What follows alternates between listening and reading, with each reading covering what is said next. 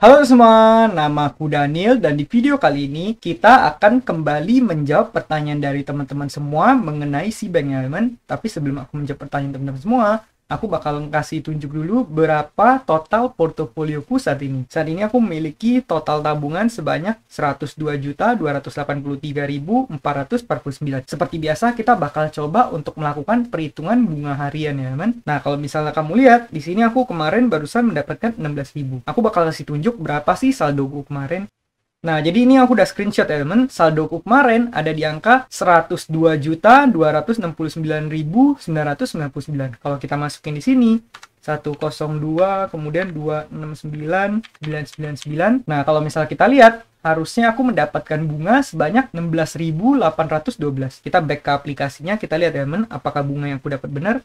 Nih, kamu bisa lihat ya, bunganya ada di angka 16.812. Bener ya, teman? Sama. Kemudian, dikenakan pajak sebesar 3.362. Nih, kamu bisa lihat di sini, 3.362. Sehingga, saldoku saat ini menjadi 102.283.449. Kalau misalnya kita lihat di sini, 102.283.448. Cuman beda Rp1, teman. Ini wajar banget, biasa cuman masalah pembuletan. Nah, jadi seperti itu ya, teman. Cara untuk menghitung bunga di bank. Kalau misal kamu pengen manfaatin sheet ini, kamu tinggal download aja sheet ini, nanti kamu bisa save, kemudian kamu bisa otak-atik angkanya di sini ya. Aku juga udah masukin rumusnya, di mana kalau misalnya saldo kamu kurang dari 7,5 juta, nanti dia secara otomatis bakal nggak ngitungin pajaknya bakal di nolin ya, teman. Kamu tinggal masukin angkanya di sini. Oh iya, kalau misalnya di sini, kamu lihat di sini ada minus 1 juta, ini kemarin aku lagi coba mendanai di Duha Syariah, tapi kemudian ada kendala sehingga aku nggak bisa upload reviewnya, teman. Nanti mungkin di video berikutnya aku bakal coba untuk persiapin, karena kemarin pas record malah hasilnya black screen ya teman. Yaudah, kita bakal langsung menjawab pertanyaan dari teman-teman semua mengenai si bank. Yang pertama dari Kak Yusri Andista, Bang mau tanya, si bank sama aja kan dengan Bank Kesejahteraan Ekonomi? Nah, jadi ini benar banget ya teman. Kalau misalnya kamu pengen tahu lebih lanjut, kamu bisa langsung ke websitenya si bank, kamu cek ke bagian sejarah. Caranya adalah kamu tinggal pencet ke bagian tentang si bank di sini, yang paling bawah. Kalau misalnya kamu udah ke bagian tentang si bank, nanti kamu bakal diarahkan ke halaman ini ya teman. Nah, di halaman ini kamu bisa scroll ke bawah, kemudian kamu pencet ke bagian sejarah si bank. Nah, di sini kamu bisa lihat perkembangan sejarah dari bank si bank ini. Kamu bisa lihat ya, mulai dari 1991, Bank Kesejahteraan Ekonomi BKE didirikan di Jakarta pada tanggal 4 Oktober 1991. Kemudian kamu tinggal baca aja di sini. Jadi benar banget ya. Kalau misal kamu tanya apakah si bank itu dulunya BKE, jawabannya adalah benar. Si bank itu adalah dulunya Bank Kesejahteraan Ekonomi. Nah, semoga informasi ini bisa membantu buat kamu ya. Berikutnya dari Kak Izat Awe Official, Bang, max nominal transfer di si bank berapa sekali transfer? Nah, untuk limit ini setahu aku untuk satu kali transfer itu bisa 100 juta ya, men. Ini katakan aku pengen transfer ke salah satu rekeningku. Ini kamu bisa lihat ya, saldo tabunganku di angka 102.283.000 sekian. Limit transfernya adalah 100 juta, yang artinya aku bisa mentransfer maksimal sebanyak 100 juta ya, men. Nah, tapi kamu juga bisa mengubah limit ini. Caranya kamu tinggal pencet ke bagian ubah limit di sini. Nah, di sini kamu bisa lihat ya, kamu bisa ngeset berapa limit transaksi harian. Mungkin kamu pengen batasin sehari cuma bisa transaksi 10 juta atau cuma 20 juta. Ya udah, kamu tinggal set limitnya di sini. Kemudian, kamu juga bisa mengatur limit per transaksi. Kalau by default ini angkanya adalah 100 juta ya. Kamu bisa baca di sini catatan untuk transfer antar bank, nasabah hanya dapat mentransfer sesuai dengan limit berikut. Kalau misalnya SKN itu bisa sampai 500 juta, kalau RTOL bisa sampai 100 juta. Nah, jadi seperti itu ya buat Kak Izat. Kamu juga bisa atur ke bagian saya, kemudian di setting kamu bisa langsung atur pengaturan yang tadi. Jadi by default maksimal nominal transfer di si bank adalah 100 juta ya, tapi kamu bisa atur lagi di bagian setting. Semoga membantu buat kamu ya Kak Izat Awe Official. Berikutnya dari Kak Kangs, Bang mau tanya apakah kita wajib isi dokumen yang dikirim di email nggak Bang? Nah, kalau misalnya untuk menjawab pertanyaan ini, aku pribadi sebenarnya aku nggak mengalami ini ya, dimana aku sama sekali nggak ada dikirimin di email. Jadi kalau misalnya kamu ada dikirim seperti itu, kamu harus benar-benar berhati-hati dan benar-benar pastikan itu apakah dari si bank atau bukan. Karena kalau misalnya bukan dari si bank, terus kamu kirimin dokumen data pribadi kamu, takutnya data kamu malah akhirnya bisa disalahgunakan. Tapi kalau misalnya kamu tanya aku pribadi, apakah aku diminta untuk mengisi dokumen yang dikirim dari email si bank? Jawabannya adalah aku sama sekali nggak dikirimin dokumen seperti itu ya. Bahkan di saat aku melakukan pendaftaran di mobile si banknya ini, semuanya langsung berjalan lancar tanpa aku perlu submit dokumen apa-apa lagi.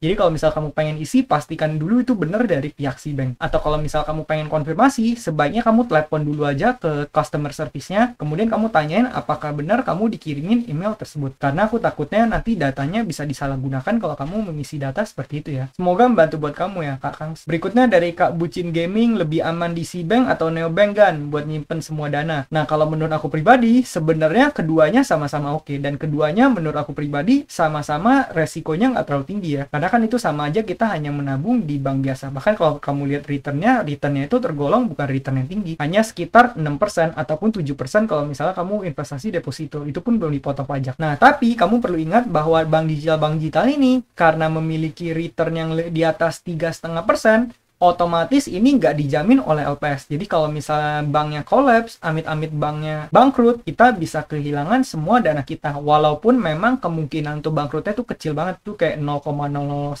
mungkin ya, kan? Tapi bukan berarti 0% dan nggak mungkin bangkrut sama sekali. Karena yang namanya investasi, kita nggak pernah tahu. Semua investasi selalu memiliki yang namanya risiko. Nah, kalau misalnya kamu bilang seperti ini, buat nyimpen semua dana, saranku pribadi adalah jangan. Kenapa jangan? Karena walau gimana pun, kita sebagai seorang investor, kita harus selalu meminimalisir risiko investasi. Caranya gimana? Caranya adalah dengan melakukan yang namanya diversifikasi. Jadi contohnya di sini aku taruh 100 juta di si bank. Nah, ini bukan semua danaku. Aku nggak taruh semua danaku di sini. Aku masih ada danaku yang aku taruh di bank lain, ada danaku yang taruh di bank digital lain, ada yang di reksadana, di saham, ataupun ada juga yang di P2P lending. Kemudian P2P lendingnya aku sebar lagi ke yang konsumtif, produktif, kemudian dibagi-bagi lagi. Jadi intinya kamu sebisa mungkin jangan langsung menaruh semua dana kamu di dalam satu keranjang. Karena kalau misalnya nanti kamu taruh semua dalam satu keranjang, worst case scenario ternyata bank tersebut mengalami pilot, atau misalnya kamu taruh semua di P2P lending tersebut tutup, kamu bisa langsung kehilangan semua dana kamu. Maka dari itu, aku tetap merekomendasikan yang namanya diversifikasi. Kamu tetap harus melakukan yang namanya diversifikasi. Dana kamu jangan sampai dipusatkan semuanya dalam satu instrumen ya. Semoga bermanfaat buat kamu ya, Kak Bucin Gaming. Berikutnya dari Kak Muhammad Gary, di tengah saham CLTD yang anjlok, apakah si bank masih recommended atau adakah kemungkinan si bank collapse? Nah, kalau menurut aku pribadi, yang namanya kemungkinan collapse, semua bank pasti memiliki kemungkinan collapse. Tapi kemungkinannya menurut aku adalah sangat-sangat kecil ya, teman. Bahkan kalau misalnya kamu cek, si bank itu juga udah merupakan salah satu bank yang udah mencetak laba. Dan sebenarnya buat suatu bank digital untuk mencetak laba itu bukan hal yang mudah ya, teman. Tapi si bank itu bisa mencetak laba. Ya artinya, sebenarnya si bank ini memiliki cukup prospek yang cerah. Dan yang aku sukanya adalah si bank ini memiliki backing yang kuat menurut aku pribadi ya, man. Jadi kalau misalnya kamu tanya, walaupun sahamnya anjlok gimana, apakah tetap masih recommended? Aku pribadi tetap nggak takut untuk menaruh dana aku di sini, dan aku pribadi masih anggap ini merupakan suatu instrumen yang recommended kalau kamu pengen memarkir dana kamu ya. Karena yang namanya saham itu sering banget terjadi yang namanya euforia. Bahkan biasanya yang terjadi di market itu nggak sesuai dengan yang ada di realita ya, man. Karena sering banget market itu selalu overreact terhadap suatu berita. Tapi kembali lagi ke rule nomor satunya, yang penting kamu melakukan yang namanya diversifikasi aja. Jangan sampai kamu taruh semua dana kamu di si bank ya. Jadi kalau misalnya worst case scenario pun, kamu nggak akan pernah kehilangan semua dana kamu langsung dalam satu malam seperti itu ya, man. Kalau misalnya kamu pengen tahu platform apa aja yang bisa kamu gunakan, kamu boleh cek ke bagian playlist yang ada channel ini. Aku udah bahas berbagai macam platform. Berikutnya dari Kak Adi Comang, periode bunga tabungan 6% sampai akhir Oktober, kemungkinan bunga akan menyentuh angka 3,5% seperti bank lain. Tapi jika dapat bunga setiap hari seperti sekarang, walaupun 3,5% per tahun, masih sangat menarik si bank. Nah, jadi ini bener banget ya, teman. Kalau misal kamu lihat bunga saat ini 6%, kamu bilang itu mungkin tinggi. Kalau menurut aku pribadi, ini kita sekarang masih ada di masa-masa honeymoon-nya. Jadi ada kemungkinan nanti di kedepannya bakal diturunin lagi. Bahkan kalau misalnya kita lihat dari masa lalu, kalau kamu tahu, kalau misal kamu udah investasi dari beberapa saat yang lalu, dulu itu bahkan si bank memberikan 7%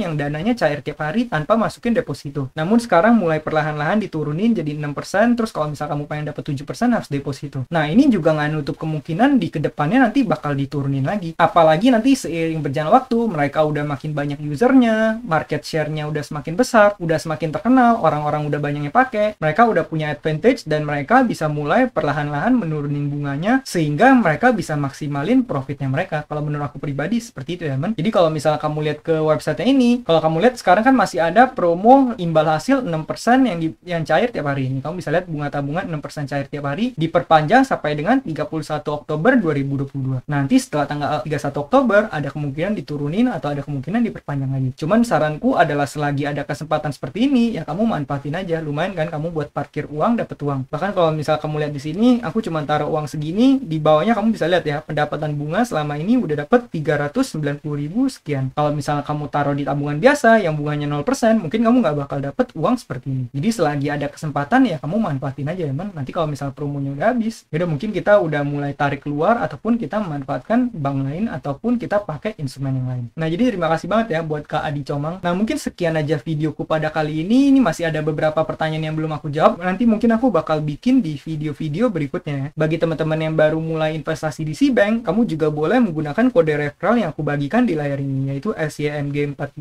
supaya kamu dapat bonus saat kamu mulai investasi. Nah mungkin sekian aja videoku pada kali ini. Semoga video ini bermanfaat, dan akhir kata jangan lupa untuk selalu invest in yourself. Sampai jumpa di video berikutnya. Bye.